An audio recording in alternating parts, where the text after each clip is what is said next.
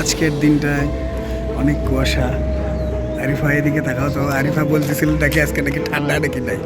হ্যাঁ ভাইও আমার মতো, হ্যাঁ বানাচ্ছি তো একদম সেম এইসের কুয়াশা।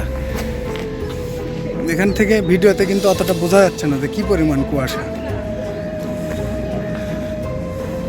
ওই যে সীমা চলে আসছে আমাদের আগে, ভাই আমাকে ব্লক করে আমি ভাইকে ব্লক করে দিই।